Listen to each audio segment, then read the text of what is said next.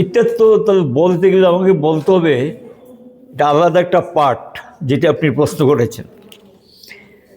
এই যে smart city যেটা করছেন এখন, যা স্মার্ট সিটির নামে করে চলছেন, এটা কিন্তু প্র্যাকটিক্যালি স্মার্ট সিটি তো আমাদের হাতে তৈরি। এখানে পরিষ্কারভাবে লেখা আছে যে ফুটপাথটার জন্য আলাদা করিডোর হবে, যারা ফুটপাথে উচ্ছেদ হবে তাদের জন্য রিহ্যাবিলিটেশনের প্রভিশন আছে, সমস্ত কিছু আছে। ইভেন বাঁধটাকে তো যারা উচ্ছেদ হবে তাদেরকে আগে পুনর্বাসন দেওয়া হবে। এবং স্মার্ট সিটির মধ্যে কিন্তু এগুলি ভাবনা চিন্তার মধ্যে আমাদের ছিল, কারণ প্রথম স্মার্ট সিটিটা আমাদের হাতে তৈরি। আজকে স্মার্ট সিটির নামে আগরতলা শহরে যেই কাণ্ড কারখানা করছেন পুরো ডিপার্টমেন্ট আর সঙ্গে পুরো নিগম মিলে, মানে সরকার সোজা কথা, এবং এখানে গিয়ে গোটা শহরটার মধ্যে রাস্তাঘাট সমস্ত ভেঙে চুরে তছনছ করে দিয়েছে। মানুষ এখন হাঁটা দুঃসাধ্য ব্যাপার, চলাফেরা দুঃসাধ্য ব্যাপার, গাড়ির জাম তৈরি করেছেন এবং অপরিকল্পিতভাবে কাজে হাত দিলে যা হওয়ার তাই হয়। আমরা কিন্তু রাস্তা বড় করেছি, আগরতলা শহরের প্রতিটা রাস্তা আমাদের সময় বড় হয়েছে বামফ্রন্ট সরকার, আমি আপনার মানে বামফ্রন্টের কথাই বলছি। কিন্তু এরকম অবস্থা তো হয়নি, কভার ড্রেন করেছি, এরকম অবস্থা তো হয়নি। এখন যেটা করছেন সমগ্র মানুষের মধ্যে এই প্রশ্ন উঠে গেছে, এটা কি হচ্ছে? এই যে জব টব সবটা মিলিয়ে তারা যা বলেছেন কথার সঙ্গে তার সাযুজ্য নেই। এবং এখন গিয়ে দেখা যায় কয়েকদিন পরে পরেই তারা হকার উচ্ছেদ, কয়েকদিন পরে পরেই হকার উচ্ছেদের জন্য 2016 সালে একটা আইন সেন্ট্রাল গভর্নমেন্ট পাস করেছেন, ত্রিপুরাতেও এটা লাগু হয়েছে। সে আইনে পরিষ্কারভাবে লেখা আছে হকারের জন্য একটা আলাদা জোন তৈরি হবে। সেই জোনটা আইডেন্টিফাই করবে কে? পুর নিগমের প্রতিনিধি, সরকারের প্রতিনিধি, হকারের প্রতিনিধি, নাগরিক প্রতিনিধি নিয়ে কমিটি হবে।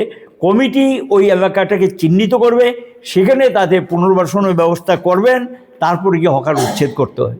তো আমরা লক্ষ্য করছি এটা একটা খেলাধুলার মতো ব্যাপার হয়ে যাচ্ছে।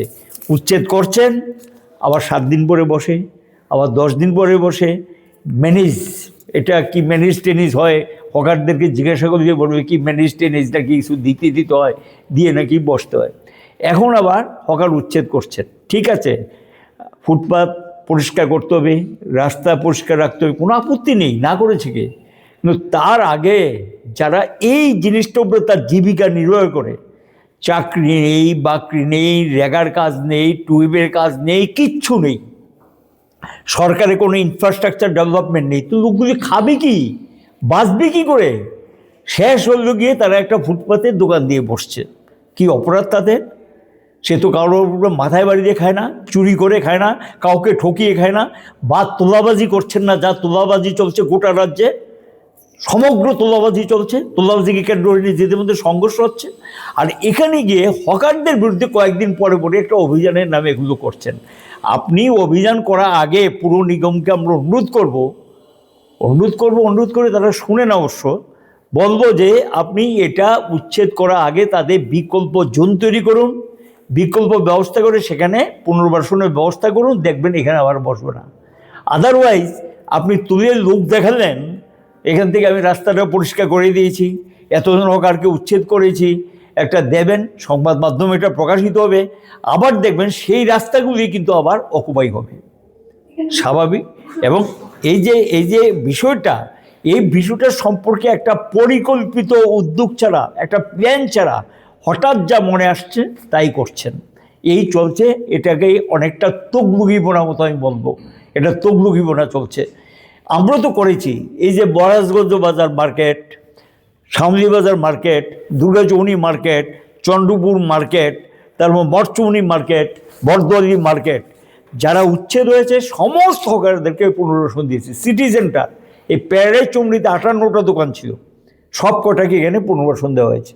সিটি সেন্টারের সামনে যা ছিল, এখন সিটি সেন্টারটাকে পর্যন্ত শেষ করে দিয়েছেন, সামনাটারে যা খুশি তা স্টল ভাড়া দিয়ে দিয়েছেন। আর এর সামনে গিয়ে দেখবেন আবার বসে গেছে অনেকে। কি শহরের যে গরিমা, শহরের যে যাই কিছু ছিল, এগুলি কি আছে এখন? শহরটা একটা কি অবস্থায় তৈরি হয়েছে, প্রতিদিন সংবাদ মাধ্যমে এগুলি প্রকাশিত হচ্ছে। আমরা বলবো হকারদের বিকল্প ব্যবস্থা করে তারপর সেই আপনাকে ব্যবস্থা নেওয়া উচিত, সরকারকে ব্যবস্থা নিতে।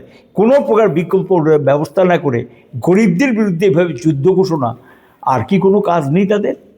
আর কোনো কাজ নেই, শুধু তাদের বিরুদ্ধে যুদ্ধ ঘোষণা।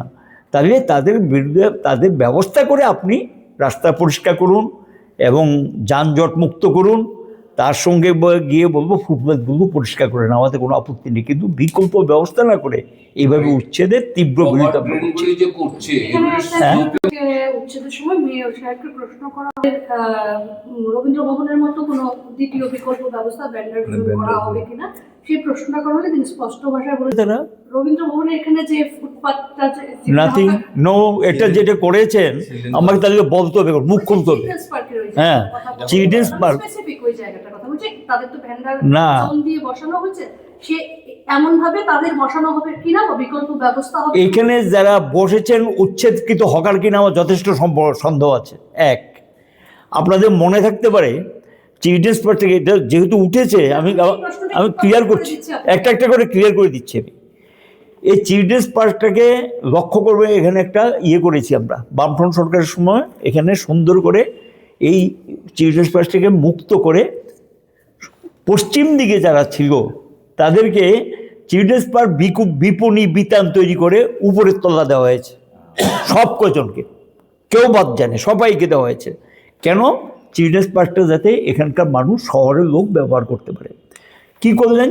চিলড্রেন্স পার্কের জায়গা দখল করে এখানে গিয়ে কিনি এই সমস্ত করে টোরে, আর এখন চিলড্রেন্স পার্কটা কি ব্যবহার করা যায়? তারা কি করেছেন? এই যে স্বামী বিবেকানন্দ ময়দান, এটা কি ময়দান? এটা যখন কয়েকদিন পরে কি এক্সপো এই সেই করে টোটাল মাঠটাকে ধ্বংসের কিনারে নিয়ে গেছেন, চিলড্রেন্স পার্কটাও ধ্বংসের কিনারে নিয়ে গেছেন। এটা কি প্ল্যানিং বলে? এটা কি পরিকল্পনা বলে? আমরা তো করেছি, আমরা মার্কেটগুলো ডেভেলপ করে সেখানে গিয়ে যারা এখান থেকে সরেছেন তাদের ব্যবস্থা করেছি, আবার নতুন লোকদেরকেও সেখানে আমরা জায়গা করে দিয়েছি। এইটুকু গিয়ে প্ল্যানিং। তো উনি যে বলছেন যে বিকল্প করবেন, কোথায়? আমি এখানে আপনাকে প্রশ্ন হয়েছিল, তারা যে আগে বলেছে এইভাবে বিকল্প করেছে, এই ক্ষেত্রে এবারে যে উচ্ছেদ করেছে তাদের জন্য কোনো বিকল্প করা হবে কিনা? স্পষ্ট ভাষায় তিনি বলেছেন বেআইনি ভাবে যারা হকাররা বসেছে তার দায় সরকারের নয়, কি বলবেন? যাই হোক, সরকার দৃষ্টিভঙ্গি হলো গরিব মারার দৃষ্টিভঙ্গি, গরিবদের সর্বনাশ করার দৃষ্টিভঙ্গি। সরকারি জায়গা দখল করে অনেক কিছু হচ্ছে, সরকারও পরিকল্পনাহীন অনেক কিছু করছেন। এখন সাধারণ গরিবদের এই যদি শহরের একমাত্র কি সমস্যার জন্য দায়ী? এই সাধারণ গরিবরা যারা এটাই কি সমস্যার জন্য দায়ী? এই গভর্নমেন্ট হলো কর্পোরেটমুখী গভর্নমেন্ট, বড় লোকের সরকার, যারা দেশটাকে লুট করছেন, দেশের সমস্ত কিছু লুট করে খেয়ে ফেলছেন, তাদের বিরুদ্ধে কোনো বক্তব্য নেই। সমস্ত সম্পদ লুটে পুটে খেয়ে যাচ্ছেন, তাদের বিরুদ্ধে কোনো ব্যবস্থা নেই।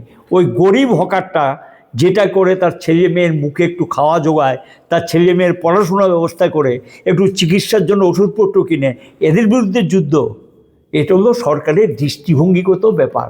বিজেপি দল, শাসক দল, তাদের দৃষ্টিভঙ্গি হলো গিয়ে কর্পোরেটমুখী দৃষ্টিভঙ্গি, বড় লোকের স্বার্থবাহী দল।